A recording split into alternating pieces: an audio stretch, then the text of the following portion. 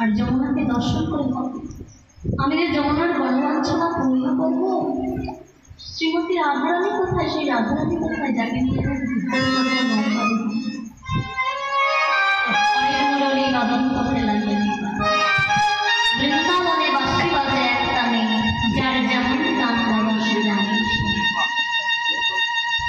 একটি গল্প মনে করবো। এখন এক ব্যক্তি, আগেকার দিনে বাবা তো এমন হাট বাজার কাছাকাছি ছিল না। কি করতো বাবারা? মাথায় করে ঝুড়ি করে সবজি শাক সবজি যে যার ব্যবসা করতো নিয়ে নিয়ে গ্রামে বিক্রি করে দিলাম, তাই তো? এবার তখনকার দিনে চার ব্যক্তি একটি গাছের নিচে বিশ্রাম করছে।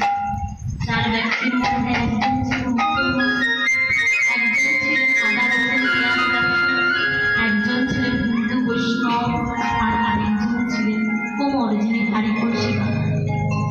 এবার ওই গাছের ডালেই বসেছিল একজন পাখি দুটো নিজেদের ভাষায় কথা বলছে, কিচির মিচির কিচির মিচির ডাকছে। এবার যিনি মুসলমান ব্যক্তি সে বলছে কথা কোথায়? ওই পাখি দুটো কি বলছে? সে কি বলছে? যে পাখি দুটো বলছে আল্লাহ রসুলপুরা।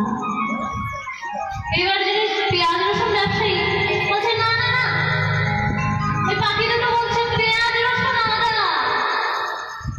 তাই এবার আবার যে কোমর কলসি বানায় সে বলছে না না, আরে শোনো শোনো, কি হাড়ি কলসি নাদা বলছে? পাখি দুটো বলছে, তিনি বলছে পাখি দুটো বলছে হাড়ি কলসি নাদা। এবার যিনি হিন্দু বৈষ্ণব ছিল তিনি বলছে আরে না না, এসব কিছুই বলছে না, পাখি দুটো বলছে হরে কৃষ্ণ।